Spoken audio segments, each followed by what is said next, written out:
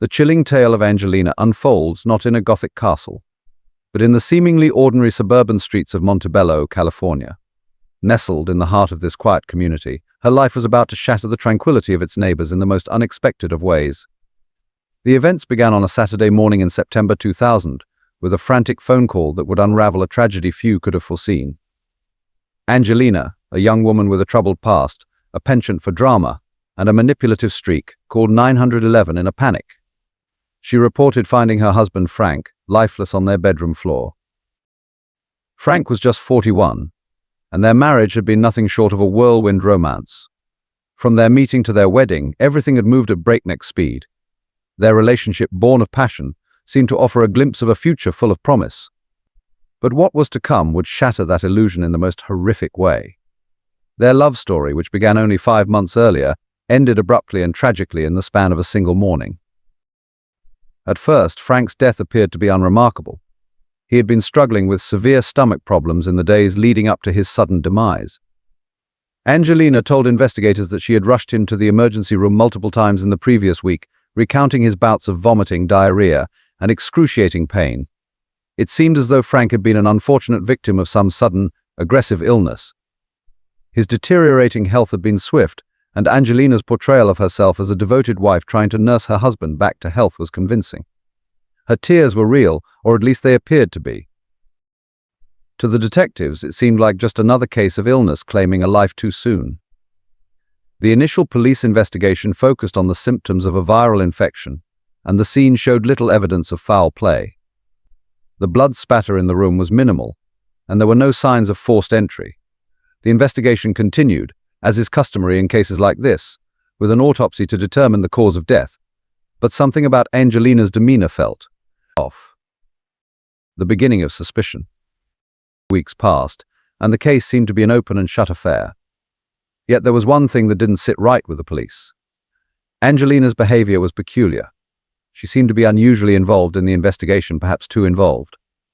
She bombarded the detectives with phone calls, each one growing more desperate and obsessive. She wanted updates, constantly asking about the progress of the autopsy, even to the point of asking about Frank's body and how it would be disposed of. The detectives, trained to read between the lines, began to notice a disquieting pattern. While her questions were logical at face value, they were delivered with a lack of empathy, almost as though she were playing a part. There was an unsettling distance in her voice, as though the death of her husband, whom she had claimed to love, had not quite struck her as deeply as one might expect. She was cold, calculated, and strangely detached. And then came the twist. The accusations begin. Initially, Angelina had told the police that Frank's illness might have been caused by something he had contracted at his workplace, Angel Gate Academy, where he worked as a special education teacher. The narrative she weaved involved Frank being poisoned by his supervisor, Chad Holloway. Chad, she claimed, had a motive. Frank had been a whistleblower, uncovering disturbing behavior at the academy, including allegations of abuse and misconduct, which had led to the firing of several staff members. According to Angelina, this had created bad blood between Frank and Chad, culminating in a heated confrontation where Chad had threatened Frank. Her story fit together neatly. The timing seemed right, and there was history. But the police, in their due diligence, had already investigated Chad Holloway months earlier, after Frank had first raised concerns about him. That investigation had cleared Chad of any wrongdoing, and the detectives were growing more and more skeptical of Angelina's accusations. Yet, Angelina's determination to pin the blame on Chad remained unwavering. She even took it a step further, suggesting that Frank's death was part of a larger conspiracy within the school. She painted Chad as a man driven to extreme measures, framing him as the mastermind behind Frank's demise. But the more the detectives dug into her story, the more holes began to appear. The shocking revelation. Then the toxicology report came back, and it changed everything. The report revealed that Frank had been poisoned. But the poison was not what anyone had expected. Frank's body had toxic levels of ethylene glycol, a substance most commonly found in antifreeze. And not just a trace amount, he had ingested 6 times the lethal dose. This was no accidental poisoning, but a deliberate act. The focus of the investigation now shifted entirely. The question wasn't whether Frank had been murdered, it was by whom. Suddenly, Angelina's actions began to come under intense scrutiny. Her obsession with the investigation, her insistence on implicating Chad Holloway, and her strange emotional detachment all pointed in one direction. Was it possible that the grief-stricken widow was, in fact, the perpetrator of the crime? A web of lies and deceit. The investigation began to unravel the layers of deception surrounding Angelina's life. It was revealed that she had been facing significant financial difficulties. A deep dive into her finances uncovered a staggering truth. She had taken out a large life insurance policy on Frank only months before his death, with herself as the sole beneficiary. The amount was substantial, enough to provide a comfortable life for her and her children, and it raised the question, did she have a motive for wanting Frank gone? Then came the breakthrough, an anonymous phone call. The caller, who pretended to be a concerned colleague of Frank's, urged Angelina to tell the detectives to test for antifreeze. This was the first time the word antifreeze had been mentioned in connection with Frank's death. Strangely, the police later discovered that no such call had ever been made. The call had come from Angelina herself. The web of lies was beginning to disintegrate.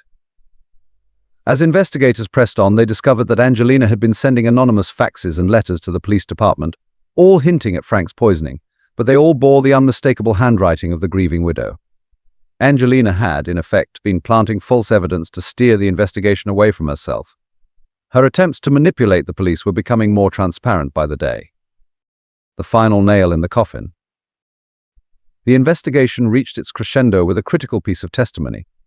Palmyra Gorham, a close friend of Angelina's, came forward with damning information.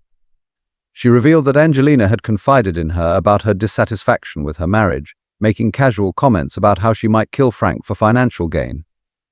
Palmyra also remembered a chilling conversation in which Angelina had spoken about making Frank a special milkshake just days before his death. This detail seemed to be a key link in the chain of evidence. Furthermore, Palmyra recalled how Angelina had frequently referred to Frank's death in a detached, almost clinical manner, suggesting she had been planning it all along. But it wasn't just the conversations that stood out. It was Angelina's demeanor, cold, calculating, and devoid of any real remorse. The arrest and trial. The investigation concluded with the arrest of Angelina. During the search of her home, the authorities uncovered a napkin bearing the sheriff's fax number, along with detailed notes about how she intended to spend the life insurance payout. Even more chilling, an oleander plant, known to be toxic, was found growing in her yard. Oleander is a potent poison, and its presence was a stark reminder of the lengths to which Angelina had gone. The trial that followed was a spectacle. The prosecution presented overwhelming evidence of her guilt: the antifreeze in Frank's system, the manipulative phone calls, the forged letters, and Palmyra's testimony. The chilling detail about the milkshake and her financial motive were impossible to ignore. And then there was the issue of her daughter's suspicious death years earlier, a detail that had always seemed like a tragedy, but now seemed like a potential warning sign. As the trial unfolded, Angelina's true nature was laid bare for all to see. Her efforts to have Palmyra killed while she was incarcerated only served to cement her reputation as a cold-blooded, calculating killer. The jury deliberated for only a short time before delivering their verdict: guilty.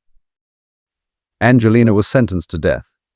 Her story, one of greed, manipulation, and cold-blooded murder, serves as a chilling reminder that sometimes the most sinister of crimes can be hidden behind the facade of an ordinary life.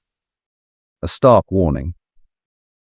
In the end, Angelina's life was nothing like the fairy tale she had once imagined. What appeared to be a love story between a troubled woman and a man who was her emotional anchor had, in reality, been a carefully constructed deception. As she languishes on death row, her story serves as a stark warning, a reminder that darkness often lurks beneath the surface of seemingly ordinary lives, waiting for the right moment to reveal itself.